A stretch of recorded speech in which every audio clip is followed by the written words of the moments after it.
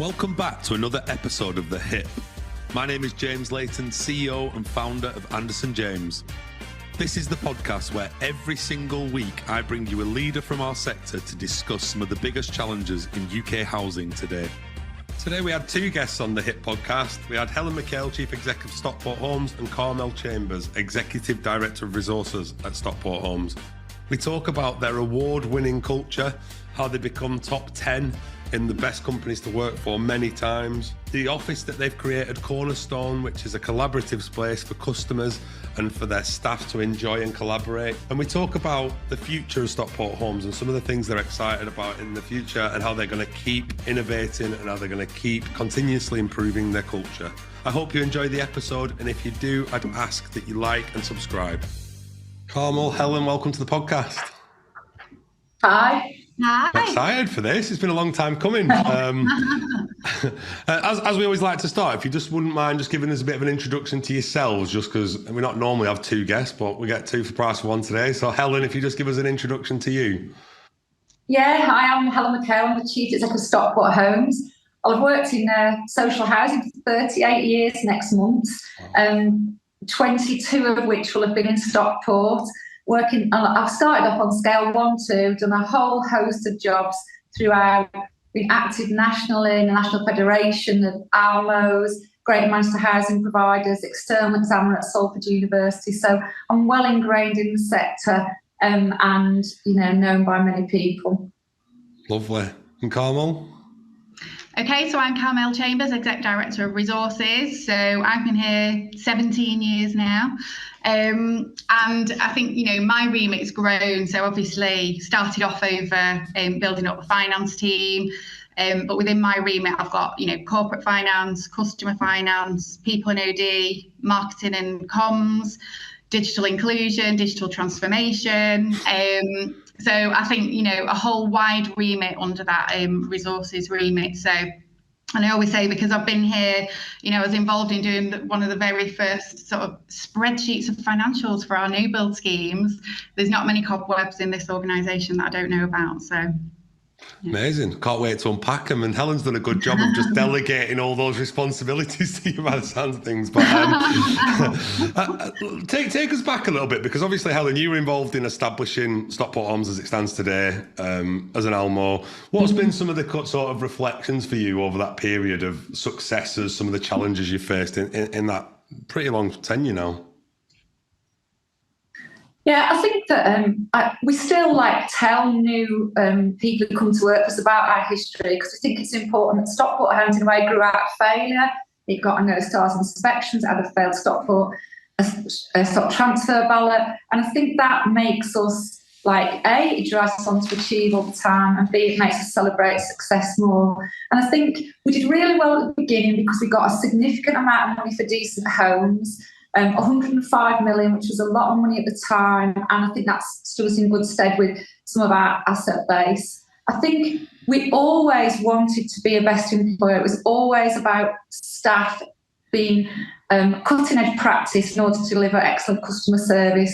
So getting to be named in best companies and being in it every year for the last 13 years, including number 1 on several occasions.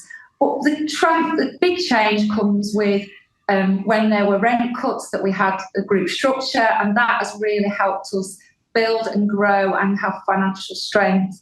And I think the next turning point was building our head office Cornerstone, bringing everyone together. It's a statement about the value of staff, the value of customers, and it's a great place, and it's been really critical in our success. I think the challenges that have been are in that period, there will have been different governments, different councils, different priorities in the sector. It used to be about customer service, then it's all about development, or going back to customer service. COVID was a massive challenge for an organisation that's focused on high performance and connectivity. So we have to adapt to all of those, as is the current challenge of the constant criticism that we face. So it's our ability to adapt and use the connections we've made and our successful track record that helps us to keep meeting those challenges. Amazing. And Carmel, for you, what do you reflect on in your time? Because obviously you've had a different perspective to Helen, but what's been some of the things that have been major achievements for you in that period? I think other than, obviously the financial strength that we find ourselves in today, because I think as an Almo, we are still unique in terms of we manage the HRA and all of its finances as well as our own finances. So I think, that's been really successful for us because we've managed to prove ourselves in managing that money well as well. And, we know the detail. I've seen other Almos that have just been given a management fee to deliver, and then they don't know really what's going on with the mechanics of the HRA. So I think that's something that sets us apart and has been part of our success as well. But when I stand back from, Helen's mentioned, our office, our new build, but I think ultimately for me, when we started, we had 250 staff. We've got 750 staff today. And I think our people journey has just been instrumental in everything, all of our successes today, to date, and where we're going in the future. So that has been, and there's been a lot of thought and effort into that. So Helen is, naturally a people person, and whether that's customer centric or staff centric, that vision and driver has been set from the top. But, our journey in terms of why we put so much into engagement and culture, I always say at staff inductions, yes, we're financially strong, so we've got a healthy bank balance, but absolutely our biggest asset is our people. So for us, we've got a real family feel here, and I know that can be cliched sometimes, it's a family feel. Don't get me wrong, we work really hard at Stockport Homes, but everybody is committed to our values, our Aspire values, that we're here to support our customers. And I think so that has definitely been one of our biggest achievements. And I think, testament to that, we've seen people leave us, they've been developed, and, they're very attractive brands in the housing sector now. Other companies know that if they employ a Stockport Homes member of staff, they're getting somebody who's being developed well, coached well, is passionate about the sector. So I think, again, that definitely stands us apart. Amazing. And Helen, for me, I've known you a long time. I think the key bit for me, though, is you've always been this people-centric person. Why is it so fundamentally important? Because it's really obvious at Stockport that was your central driver. But where's that come from in you or your career that's made you create Stockport the way it has been created? So the irony might be, I started my career in Rochdale's housing department of the council. At the time, it offered the best service in the Northwest. It was always seen as there, and it had very innovative leaders, and it had co-ops. It was really, really customer focused. So I learned in that environment, and I'd come from being a student, I'm a strongly social values-led person.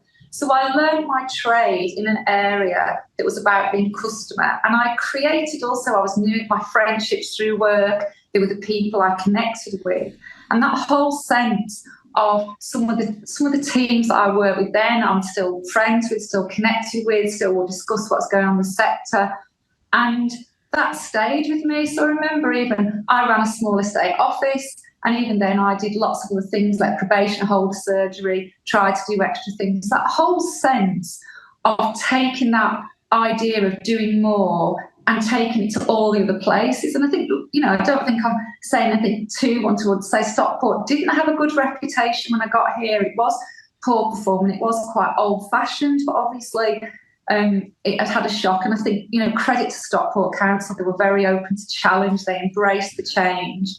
And that natural thing, to go from something that is failing, and we always said at the time, void turnaround was 72 days, and, we do it in 12 now, and we're still trying to improve that. And I think that in order to do that, you have to work with people. The only way that you can do that is to galvanise, engage people, find what motivates them. So I think the idea is, don't get me wrong, we don't tolerate poor performance. We try to recruit the right people. We'll use probationary periods. We're also not all, people can have areas of weakness, then we'll develop them. And then when you've met that, we'll invest in you, we work together. And the whole management culture is about trying to support people. So I remember someone said to me, if I walk into your office with a problem, I always go out feeling better. Because my answer isn't, God, what did you do that for? What have you put on? I just, okay, what's happened? How do we put it right? What can we do? What do we learn from to make sure it doesn't go right? And that culture and, you know, the way we have social events in life, they grow from that because you create that connectivity. But you do have to constantly work at it. But it helps when you're there. And like I said, we touched on the office, we've talked about the growth of staff. And people look at it and want a bit of it. You know, I mean, as James, you said to me, you see our staff posting on LinkedIn quite a lot about the things they've done effectively. I don't need to tell the story, they do it. Yeah, that's really useful. And I think I remember you taking the job a long time ago, and I remember thinking then that it's a tough job, that because as you said, the reputation wasn't great. What have been some of the really dark moments, because it won't have all just been as happy and lucky as it is? Like it looks amazing now, and it is amazing now, but it wasn't clearly. What have been some of the real turning points for you, Carmel, and what have been some of the things that have really turned the tide for Stockport as an organisation in that period? I think so. Some of the dark moments, I think if I think back to, obviously we've had a whole raft, haven't we, of, you know, welfare reforms over the years. We've got, you know, we're operating in an environment where we've got rent policies that can change year from year. And I think when, you know, there was an announcement of the 4-year rent reduction and everybody, you know, across the sector was looking at their business plans, like, you know, God, we're going to have to cut loads out of our plans, how we're going to make this work. And I think that was it was a dark moment in terms of for the sector, you know, people making redundancies. It was kind of like how we've done all of this work to get, you know, council housing to, you know, a really good standard, and now it's all in jeopardy in terms of how we protect that in the future. But I think, as ever, you know, what we do really well at Stockport Homes is, you know, that's life, isn't it? Personal or work life, it's not always going to go our way. There's going to be those moments where it's like, right, okay, something's gone wrong, what we're going to do. But that's what we're good at in terms of looking at a problem and finding that solution. So whilst others were making cuts and redundancies, our approach and Helen's absolute approach was, no, we're going to grow our way out of this. We're not going to jeopardise core services to some of the most vulnerable in society. Why should they suffer? So we're going to look at it, we're going to grow our way out. And that's how we looked, you know, we formed the group structure that has created loads of efficiencies for us. It's created loads of job opportunities as well in the local labour markets. And we very much took that approach rather than, I think the easy answer is to make cuts. Yeah, of course. And we, you know, at Stockport Homes, we don't just provide core services. We've got a whole raft of wraparound services. So whether, you know, down to we provide holiday clubs in, you know, school holidays that not all providers do. And some of those other things that we do other than core they're all connected back to sustainable estates, sustainable tenancies, and, you know, the mental and well-being of our customers and the children that live on our estates, and that, you know, they deserve fair life chances and better life chances. So that's absolutely our mantra. So I'd say, you know, we've always had to navigate the changing financial and political landscape. But I think that's one that stands out for me, as well as obviously we've worked really hard to keep our standards high. And then, you know, of course, there's been some disasters in the sector, hasn't there? Grenfell and Rochdale recently. And I think they're dark moments for us as well, because people are looking to us for assurances that that's never going to happen in Stockport, is it? ? So I think we know we've got excellent standards in Stockport, where, you know, that, you know, won't be happening in Stockport. But I think it creates a sense of the sector as a whole. So as we're trying to show that we're professional, you know, we've got cutting edge services and practices, how can we keep the morale of staff high that might be thinking, you know, are people now looking at us that as a sector we've allowed this to happen? So I think those have been dark moments. And again, it's about galvanizing staff morale to say, no, you know, we're not going to get everything right all of the time. Nobody is in life, but we're here, we carry on doing what we do best. And I think that morale is something we need to keep hold of. Amazing. I mean, just take us to the present day, Helen, in terms of kind of the helicopter overview of Stockport as it stands today. And then I want to unpack all that stuff that we've just been talking about really in a bit more detail. But just give us the helicopter overview. Yeah, it's just interesting, I think you sort of got a sense of this from Carmel's answer that generally we don't see challenges or things going wrong as dark moments. I always say if there weren't problems, they wouldn't need to employ us. So I think in the main, there haven't been that many dark moments. I think COVID in the initial was, how do we cope with this given we're just 360, we're just starting to get going, the challenges. But actually, I think the moments that have gone in the last year have been the darkest. So I think building companies going bust just before they're out to deliver a house scheme is a massive thing for us and creates loads of extra work, disappointment for customers and all that. But the way the sector is being seen to be all the same. So I really welcomed at first, the Ombudsman was tamed previously. I welcome the challenge. I definitely welcome consumer regulation. I've never been happy about there being no national standards. I really welcomed and embraced that. And I'm fine about TSMs and all those things. But my concern is that the judgments coming out from the Ombudsman treat organisations that systemically fail customers as the same that those accidentally get a minor thing wrong. And that is really problematic and I believe not helpful. That for me is probably my darkest moment. But at the same time, I'm trying to lift people to do something about it. I welcome the step change in what is expected, but I also think there have to be some reason because the amounts of money being offered out will become unsustainable. They're an incentive for complaints. And given all we've got on about, raised standards of assets, all the money we're spending on damp and mould, the issues around zero carbon, how are we going to do that? And I think there'll be some balancing out in the sector, and I hope that we can, race through that. And obviously then the big thing is regulation and us as an ALMO, because I think one of the other challenges that not all RPs have, because we are an RP and an ALMO, but we do operate, I think, broadly like an RP, other than we don't loan money from the banks. That can be a challenge because we've got to fit in with them, and we've got to work with them. We have a really good relation with them now, but when money's tight, that can be a stretch. But what is regulation going to find? And what we don't know, the number of ALMOs has been dwindling. Now, some people say that regulation might lead to less because the council are accountable anyway, so why not have that? But others say that it might be that we already know quite a few councils are likely to not do too well in regulation, given some of what the Ombudsman's already found. And given that, might the regulator direct them to set up an ALMO if they start to see that, the council can own this, but having a focus that's focused on housing leads to better service, that might be growth. And that's such an unknown. And the regulator is currently recruiting lots of staff. The nature of that organisation is going to change with those in. And I do really hope that it will be customer orientated. I think how that plays out is yet to be seen. And one of the ironies is we have always had customer service at our heart.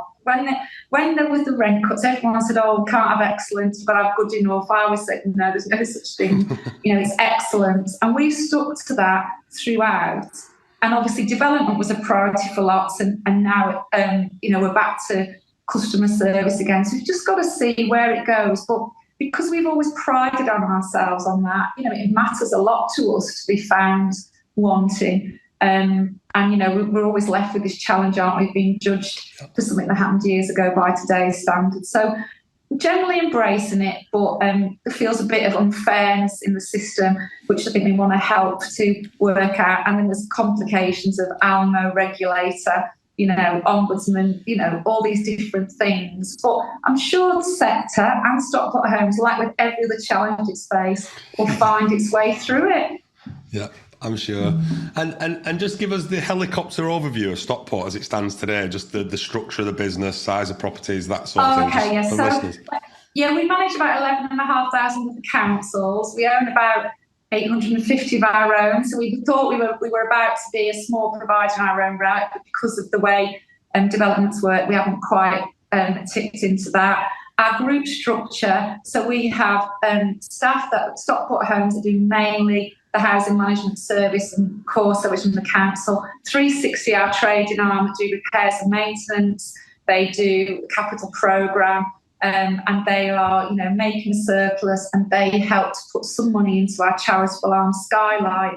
And we feel our group structure guides our thinking about core service always being number one.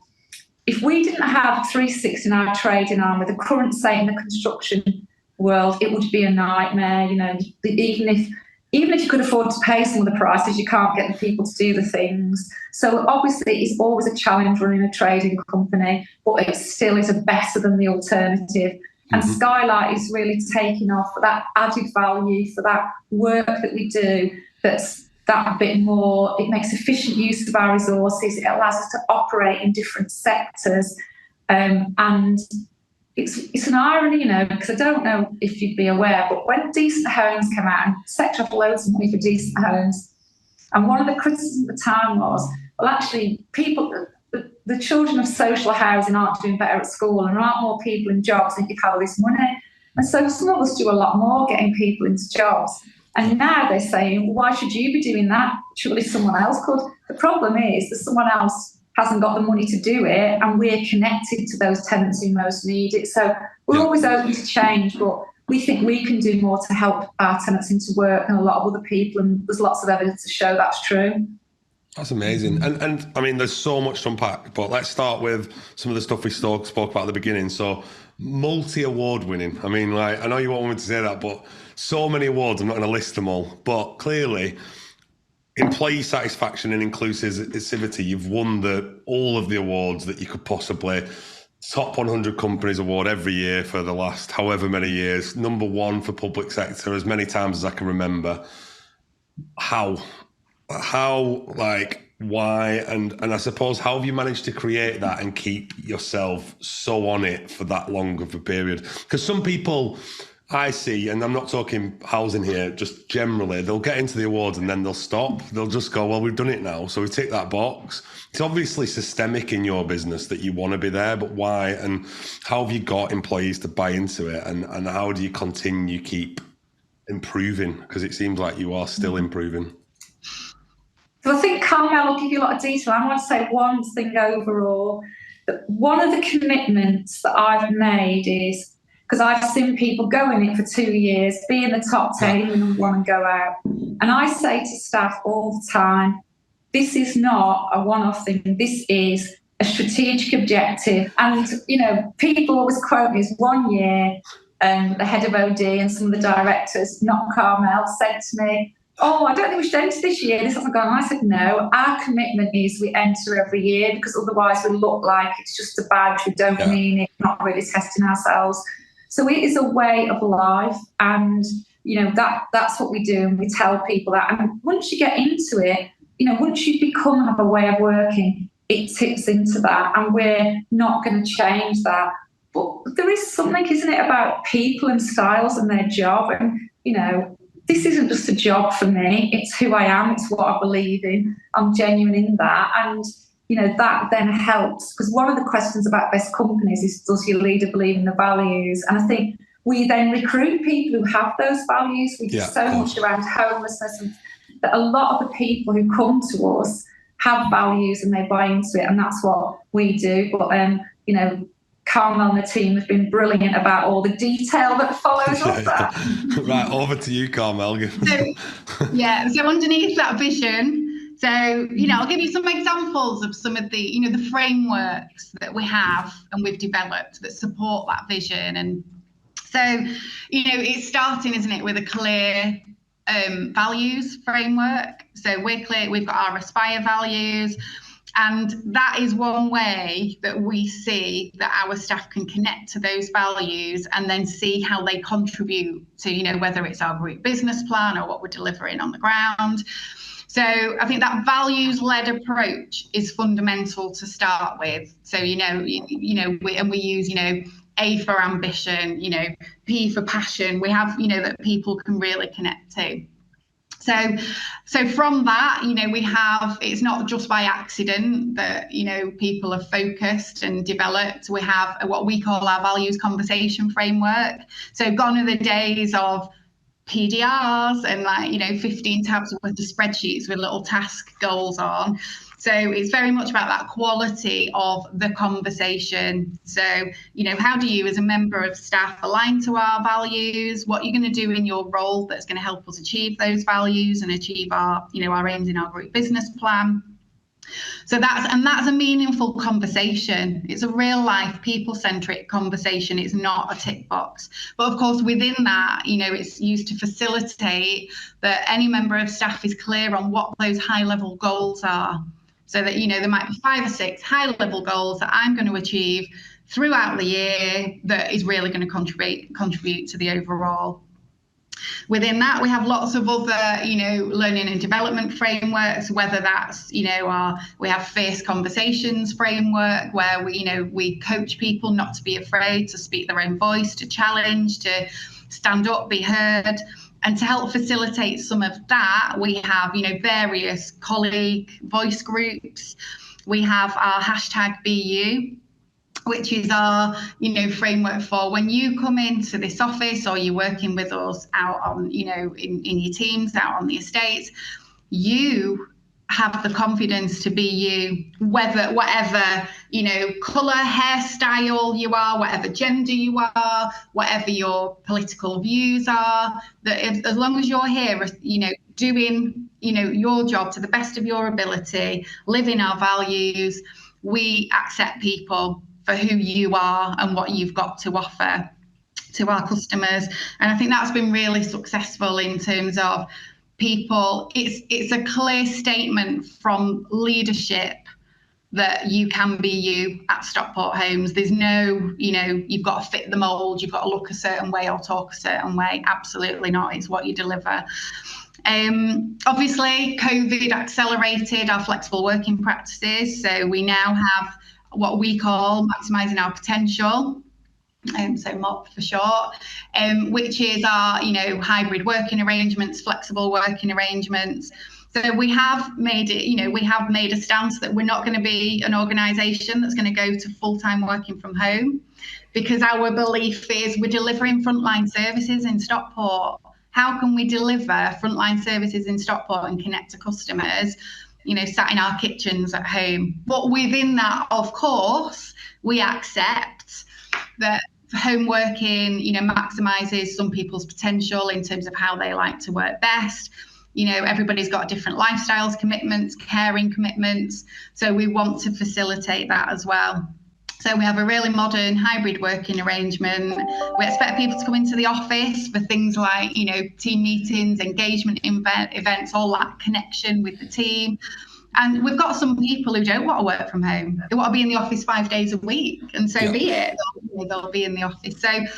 So I think there's all of that, and so and I could read so many more off, and our frameworks that we do to support that. But ultimately, it's about the leadership and culture that's set, and our leadership is very present. So Helen will be out there having a lunch, chatting to everybody about, where she's going next on her travels, or what the news will be on. The news is on, in our kitchens while people are having lunch, and we'll have the ombudsman on there with the latest case, and Helen's engaging with staff and the directors, and our assistant directors. There's no sort of ranking that, I know in some organisations you never see the directors. Here it is so different. And I think that approach, and where people can just come up and ask somebody anything, there's no, oh gosh, can't because they're in an office. And I think that is absolutely fundamental. So, and ultimately we work really hard, but we have a lot of fun with it as well. So. Yeah, which is great. And I think the BU thing and some of the initiatives you've run only work if they're not just words on a page, don't they? Like, it sounds like you've really ingrained them into your culture.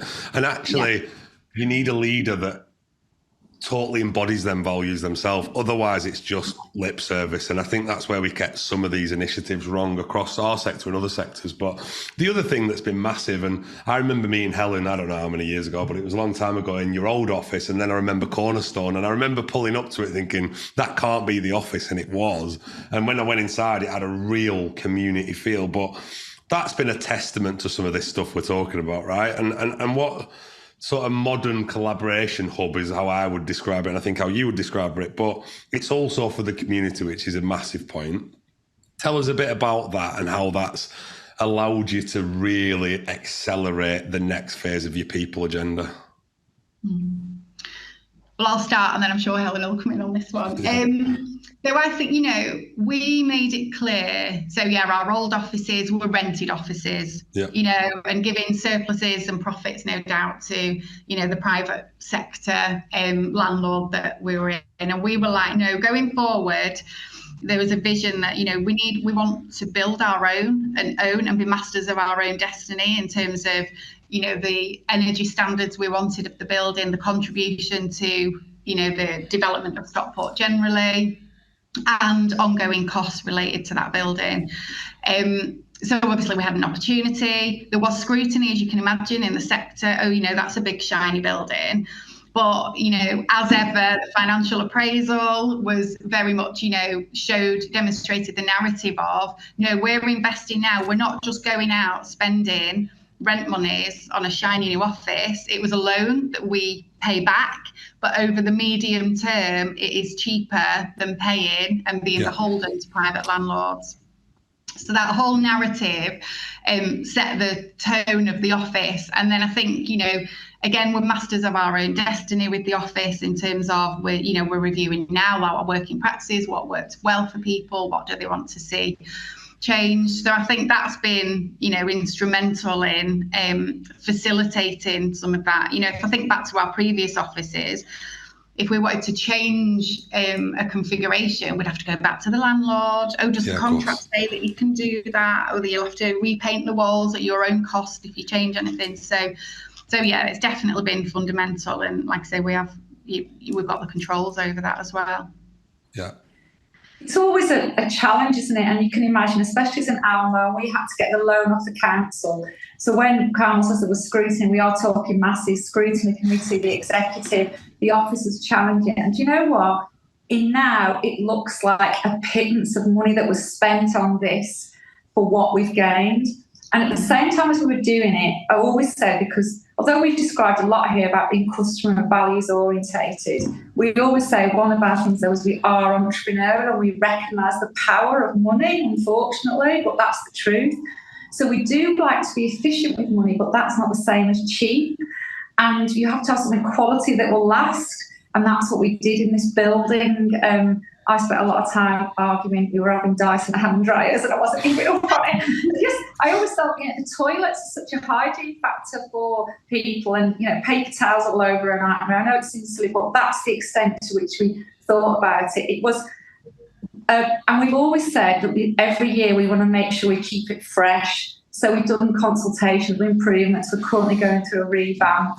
And, in our reception, everybody comments about the excellent service there. And you're talking, we will get street homes people in there and we get professionals in there. Lots of people from the council come in and meet people over coffee. We have meetings in there. It is a whole massive thing. And the big thing was, prior to it, what we had was our repairs and technical staff in one building and our housing staff in another. Yeah. So all these people know each other. They can go and talk to each other. It makes connection easier. They can move around the building and we keep it fresh. We would never have been number one in best companies without this building. And generally, over the long term, this will prove it will be an asset on the council's asset book, and it is definitely a value for money project, even though it looks glitzy. To reinforce as well that customer aspect. So absolutely, it's a hub for customers. And we always said, when we built it as well, this should be a safe space for customers, in Stockport, that they know they can walk in anytime, come in, ask to speak to a member of our staff. And I think, when you're down there in our reception and our social value coffee shop, and you see customers you see, them being, dealt with promptly. It's not, somebody's going to call you back. It's like, right, I'll go and get one of our officers. They're going to come down and speak to you now. They're in there having coffees. And I think that's it's really powerful. It's really powerful. Yeah. we have floor workers as opposed to queuing at a desk. We were only shut, not sure, 6 to 8 weeks during COVID. We were open, our receptionists. I know we had to have some sectioning. We opened it more over time, but we were barely shut during COVID. I mean, just how can you deliver, these services and be shut?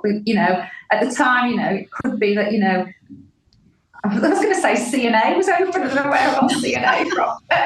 Next was open, but, housing providers were. How can that be right? So, yeah. And it got me, but I just think from when I first came to visit, the culture was there. So that's not changed. I don't think of the actual organisation, but I felt when I came to Cornerstone, we sat and had a coffee in the main reception where everyone else was. It's really open. It's really collaborative. But I think it was more akin to your personality as an organisation, and that's really important. Like, it felt like you, and it felt like it oozed the personality and culture of the business, which is all you can ask for, really. Whereas the old office just wasn't you. Like, it's one of those things, isn't it? It's temporary. This feels like a real permanent fixture that can catapult you into the future, which it has, as obvious. How does prioritising your staff fit with sort of the focus on customers, especially now in today's sector? Like, I'll come to you, Helen. What's your thoughts? I'm really glad you've asked this, because it's a real difficulty, and that people sometimes think it to be, because it's the absolute opposite. So when we set up, everything was about customers being first. It had to be. It was the time you had the audit commission, and we proved that. And as I've said that, so the point is, customers can only get a good service if you are inspiring, developing and training your staff to do it. So the Transforming Lives vision, which every member of staff would know, Transforming Lives. They probably all know Aspire. They might not remember every word of it, but they, a lot of them would know some of them, but they definitely know Transforming Lives. And it's about being excellent customer services through being the best employer. And that has never changed. And I still, even though I talk a lot of stuff about support, and I still always say, we're all here for the customer. They pay our wages. Without them, we're not here. And I know that message gets through. Just 2 examples that I found really heartwarming. We just opened a furniture store, and I was there, and there were politicians and people and staff. And one of the staff who works in the front line was telling me about something. He said, as the chief executive says, customers come first. And, that was someone. So, I mean, even if he was playing, you knew that's what, that's the message I was giving him. And maybe more significant, we had a new member of our wider leadership team, and I was catching up with her about something, and she said, people outside think you're really scary and are really difficult. And I said to them, as long as you put customer first, Helen's fine. Now, that took me aback, but I think that's the sense of which we embed that in people. So staff really matter, because they have to matter in order to deliver the best possible service. Absolutely. Yeah, it's a really big point. And I think it's really linked to all the other stuff, because I was going to ask you about customers and community are at the heart of everything. I mean, everything. I've seen your events, I've seen all your functions, everything. But the Transform Lives things is a real central mantra. If anywhere you go, when you're in the office, you can see it. I mean, I'm external. I don't work for Stockport, but I know it. So talk to me about Skylight, because it's a clear example of that. But I suppose, can you tell us kind of some of the good work that they do and how you've centralised that as part of the organisation? It's the thing about Scarlett, I talked about the group structure. So what we know is we try to say everything that's like housing plus, or a bit more. So housing support, doing our food pantries, food poverty initiatives generally, our out of school clubs, counselling, all those things that we recognise partly take place in a voluntary and charitable sector that we put in there. So then we do employ staff on different terms and conditions because they're operating in a different sector, but we still aim to be best in class in that sector. But also, we were able to bid for European money when we set it up, so which we wouldn't have been able to. There were always pockets of money that as a charity you could apply for that we couldn't apply for as Stockport Homes. So it was part of maximising, again, our value for money, but extending our offer. And as I think Carmel said earlier about, it did come out of when we had the rent cuts. We didn't want to cut those services, and we tried to think, how do we fund those things? So we, for instance, we collect water rates on behalf of United Utilities, and we get some commission. So that commission goes to both funding the collection of them, but the rest of the money all goes into extra projects that we do, and we bid for things, and that. And I think it helps us to be clear in a world about core purpose, repairs and maintenance trading, and that. And Skylight is starting to get known. It has its own board, and I think it inspires people. But we hope that it will grow and create opportunities that it wouldn't otherwise have had.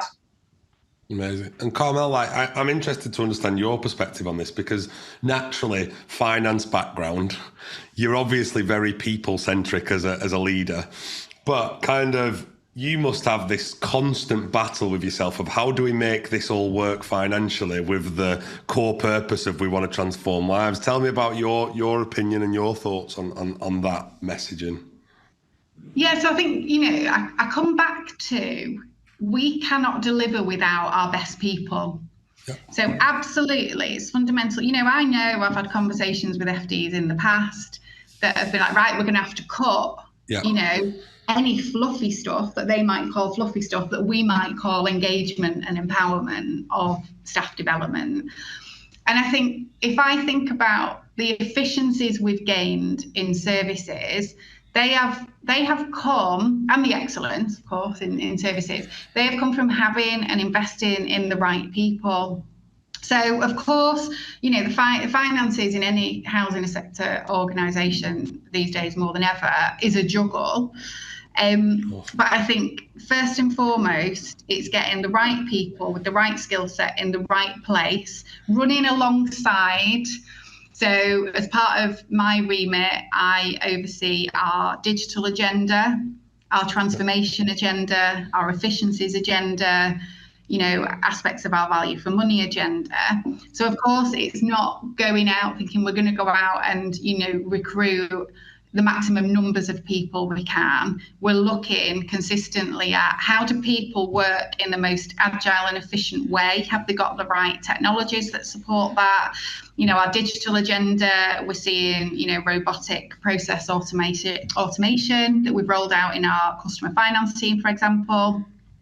That creates efficiencies so that it's either cost containment, we don't need to go out and recruit more people, and or we can use the existing people we've got on more meaningful excellence in customer service delivery.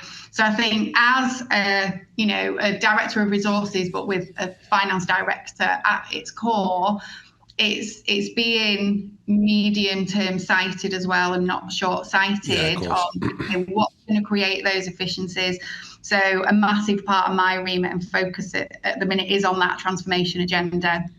So that's tech, digital, data, business transformation and change management. And that is a platform for change and efficiency. And all of those services that I've just mentioned are transformational services. And I think the ethos, there's probably some more, dare I say, old-fashioned thinking where some people might think that some of those services are just a core service. They're absolutely not. That's not our ethos. They are and need to be transforming the way people work to give people the right tools. And, that supports our structures ultimately as well, and into, our costs that we do spend on staff. Amazing. And the one thing that we haven't talked about here is like, I speak to a lot of people outside of the sector that say housing associations lack ambition. And honestly, I don't think I've ever met anyone more ambitious than Helen and yourself. And testament to that is kind of winning Landlord of the Year and still keep trying to improve and improve and improve. But what's been if you were to summarize for each of you, what's been the key to the success? Like, what has been the underpinning factor that you can win awards? And we've talked about this off camera, but you can win awards.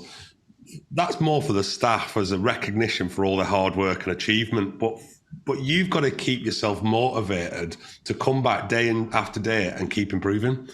What would you say have been the real key to the success? I think I touched on it at the start about where we grew from.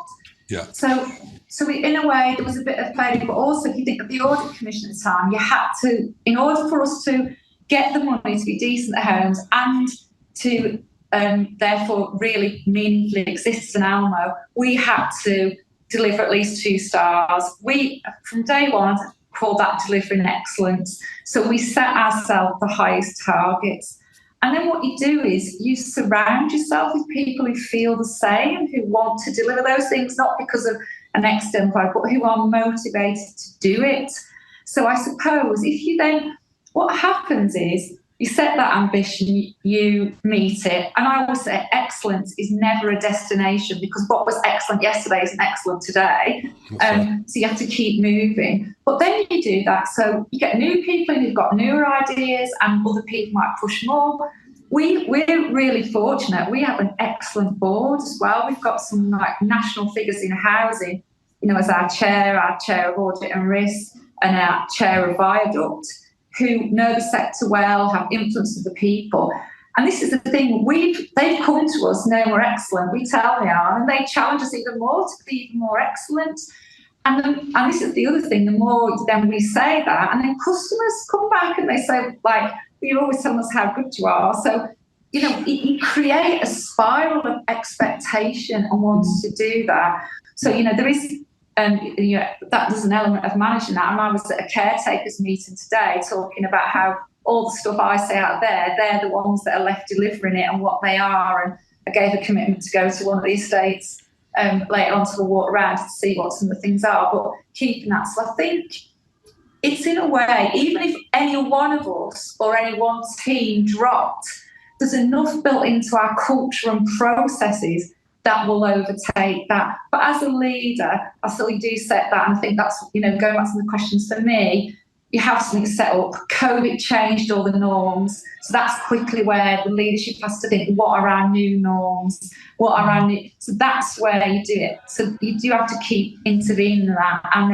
then, the council changes or policy changes nationally. But I think it is inbuilt into us. But it is also, some people like that. We want to do the best. It doesn't float my boat being in the middle range. Indicators, it floats my boat. Aiming to the best. It feels like, I think I paid a lot of money. I think a lot of people, the sector paid a lot of money, and still even people a lot. I thought I was paid a lot of money, when I was a lot lower down. We get a lot of money. We have a duty, I feel, to do our very best. And that goes back to our values. Our values aren't just like we make it as easy as we can. Our values is to do the very best for the people who pay us. And I still think, public service is an honour. I know it's not quite, it's not all public services the things, but I really believe that we can help others in the sector, we learn from others in the sector, but we set a standard generally for what can be delivered. And that all sounds, of course, we still get things wrong, and of course, but still, it's about that aspiration to do it. So. Yeah, and I wanted to pick you up on one of the things there. The first thing was just about, you said the challenge. How important as a leader for you, and this is one for the sector really, but how important for you as a leader is it to be allow that challenge to come in? Because some people don't want to hear it. They just want to do what they want to do. But is it important for you to be challenged, would you say, as a leader? I mean, I absolutely love it. I really hate not being challenged. And I mean, I think it's difficult because one of these people, maybe I'm quite quick thinking, so people challenge me and I think I can answer some of them, and then people go, that's quite interesting. I really like to go and think about it and balance it. But one of the big things, if anyone is ambitious, for an organisation, you have to be conscious where the person the furthest back is. So that challenge almost makes you constantly think of that, because there's no point in leading someone there when you've left half the people over there. You have to, even if people are at different places, you have to bring them all with you on the journey. Yeah, no, exactly. And Carmel, for you, what are some of the things that stand out for you that underpin the success, would you say? I know you've spoken about quite a lot of these already, but what are some of the other things that stand out? Well, I think, so I was just reflecting on, in terms of our success, what has made, brought about that success. And of course, we talked about people, so about our people. But I think, ultimately, Helen, we've never taken the easy road, have we? No. We have we absolutely live by, we are responsible and accountable, and we should be to the people that, we serve, and we're here to do a job. And I think if I think back to some of the successes we have just talked about, if Helen, myself, the leadership team had have shied away from some of the scrutiny and challenge and political challenge, that we've had, we wouldn't be where we are today. Yeah. So we've put ourselves out there, we've stood up for what we believed in. And, we have a mantra of, that we're in a world out with lots of different political opinions, lots of loud opinions. And I think ultimately you get your head down and you let intellect speak for itself. Yeah. And you rationalise the argument, you back up the argument. And I think there's been many an occasion where we have been challenged, and if we'd have taken the easy road, quiet life, we wouldn't be where we are today. But I think, I'm sure many in the sector know that Helen is a challenging leader, and rightly so, because she truly believes she's passionate. And I think that's core. And I think, when I think about our leadership development programmes, one of the things I'm really passionate about in developing future leaders and aspiring leaders is you need to stand up and be counted and say, have your say, challenge, don't shy away from what you believe is right. And okay, you're not going to win the argument all of the time. Yeah. But if you believe that we should be doing something a certain way, or, you need to be vocal in that and passionate in that. So I think, that's one of the things, we've not shied away from that challenge and just chosen the easy road. Yeah, a brilliant example. I was thinking about not taking the easy road, and it's a long time ago. PV panels, and there was a higher rate of tariff which quickly went to get it, and we had to fit all these PV panels in some ridiculous thing. We could go, in order to get it, this is the timescale, it's not doable, we've got to do it by then. What do we need to do to get it? And we have inherited the long-term benefit of that because we've had the higher feed-in tariff and those things, and more people got it. And that was a really good example. And again, ownership and people, it was because as well we did have somebody who's a manager who was really committed and believed in it and wanted to make it happen.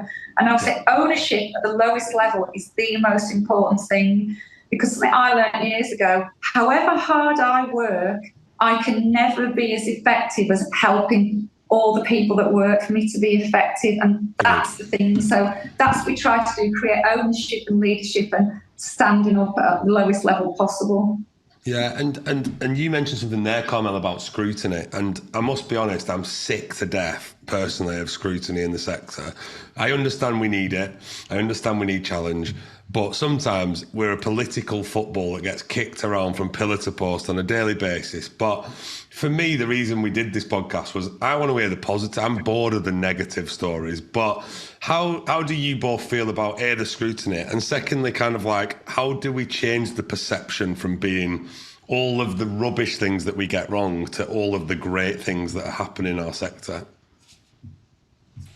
I mean, I think, first of all, in a way, when Grenfell happened, they talked about the social housing white paper, and then obviously things got delayed because of COVID.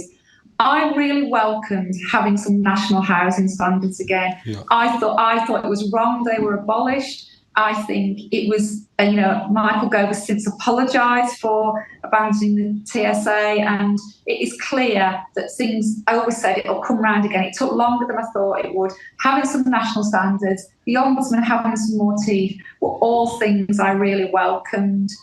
I think that, and so therefore I welcome regulation, I welcome consumer regulation, and I'm pleased to see it. We'll have to see how it's implemented.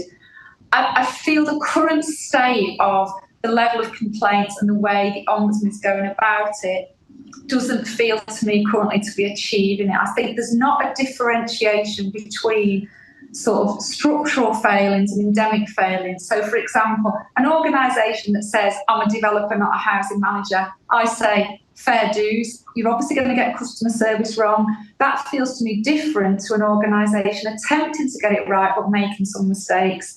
And I think somewhere, what's the definition of maladministration? So I'm hoping this might balance out, and I think it is difficult, and what it gets in the way for us, because I feel that it's a pressure on staff that's too much. And does that get in our way? Because we've talked about, I don't think fear is a good motivator. I think positivity and setting standards is.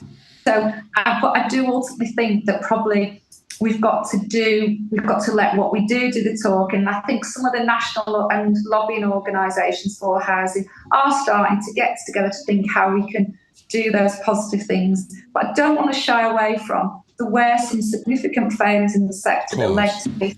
They were wrong. We've done them right, but whether we've bent the stick too far the other way is yet to be seen. Yeah. Anything to add on that, Carmel, in terms of what your thoughts are? No, I mean, I think, like Helen's just touched on, of course, we welcome scrutiny. We're proud to show the value of our work and what that brings. And I think, with any discipline, having that independent scrutiny is a good thing. But I think, there's still a journey to go on, isn't there, in terms of whilst we, so many people are committed to achieving the overall good out of that independent scrutiny, nor do we want to create that sector of fear where people then are so fearful of giving in an enhanced service because just in case they get something wrong. So I think, there's still a journey nationally to go on with that. Yeah. And of course, we, will be part. I think what the housing sector does have, we've been able to influence policy in the past. So I think, the sector is very good at making its voice heard. So I think, with those two things, making the sector's voice heard in policy influence, I think we'll carry on that journey and we'll get somewhere hopefully that is a really good balance and is really and offers that independent assurance as well. So one of the big things at the moment, this is a bigger policy issue, the problem is that a lot of people who live in social housing are poor. There's a lot of people who are fairly poor who live in other things. And what the problem is, social housing is being blamed for poverty. And so everything that's really about the problems poverty brings, as well as someone, is being linked. And somehow we have to see that the problems social housing tenants have are broader than just about their tenancy. Yeah. They're linked to other things, as are, and I don't want to, there'll be lots of people in, private tenants, there's people struggling at all sorts of levels, but poverty is the real issue in our society. Yeah, agreed. And last couple of things, appreciate we've overrun slightly, but just one thing that I wanted to ask you both about. I get a lot of messages about young aspiring leaders, especially female, which is another link to this, that are just a bit nervous about trying to push themselves to the next level in their career. So don't. And, you've seen all the stats and the studies and stuff about like a man will look at a job description and see it and think, I can do all those things. And a woman will look at a job description and think, not sure I can do everything on it. But what would be some of your tips, advice to aspiring leaders that do want to take that? Because we're going to need a new batch of leaders in the future that are going to take our sector forward. What's your thoughts? So I'll go first, yeah. And being a woman, hopefully I can offer some good advice here. I think ultimately, so number one, it's staying true to yourself. Yep. And I think, the whole, if I could talk about hard work and work ethic, of course, that's a given to any leader. If you want to, progress, then that's just a given. But I think in the world we live in, it's about having the confidence and empowerment to, stand up and be counted, challenge, have your say.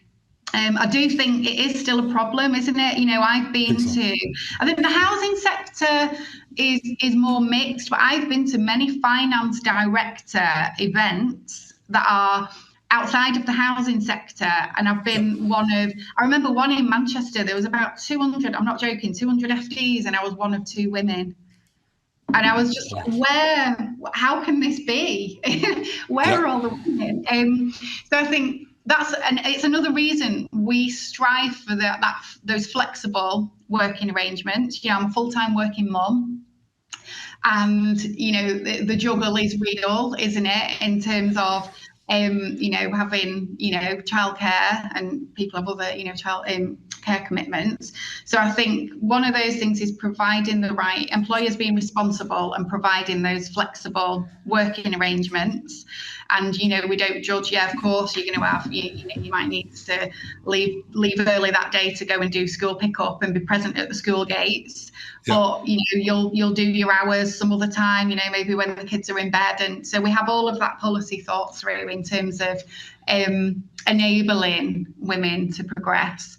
So I think, and again, I talked about RBU. For us, it's about, your skill set speaks volumes. But I think generally, we're constantly looking at our gender pay gap. We know we've got our construction arm where it's very low in terms of course. Not male-female bias. So we've got loads of initiatives that we're trying to work on there. So I think, it's about being a responsible employer and having the right practices and support in place. Yeah, amazing. Obviously, our advice is to apply for a job with us.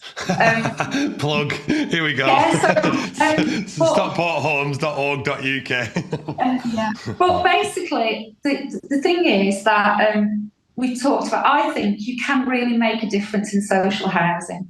So me and a friend of mine have two different phrases that say the same thing. One is proceed until apprehended, which my friend says, and then I say, I'd rather ask for forgiveness than permission. So, and I think generally trying to make a difference is don't hide behind things, really can do something. That thing you cited, I thought like that. When I was a housing officer, I didn't apply for the next step. It never even occurred to me. And then after the close, managed to, we thought you'd apply, Helen. And I said, I can't do all of this job. That's exactly what I said. And they encouraged me, and every time. And basically, the other thing is sometimes you might be better at the job above you than you are at the job you're doing. But I'm sure the other thing I'd say to anyone, look upwards, and there'll be lots of people there who aren't as good as you might be at that job, and give it a go. And, believe in yourself, but, genuinely believe if you can. But if you want to come to work to make a difference, then social housing is the place for you. Yeah. And I think just following from that as well, again, another thing I'm asked a lot about is, so I'm a chartered accountant by profession. So I could work in many different sectors and, be working somewhere that's making shareholders richer, but I will never get the job satisfaction that I get out of the housing sector in terms of, no, I'm coming to work, I'm working hard, I'm using my skill set, and I can see the benefit and the lives that we're changing on the ground. And if we're not going to do it, who's going to do it? So, in terms of that narrative about trying to attract people to the sector, we're making a difference. And, with that comes, I get a lot of job satisfaction out of that. We do something every year. We've got an ongoing programme of what we call Back to the Floors, so where our leadership go out with our front-facing teams, but we go out on our estates for our annual customer roadshow, and that is just one of the most valued things that happens across the organisation, where you see the difference we've made, whether that's because there's a block that we've renovated that's looking amazing and customers are really happy.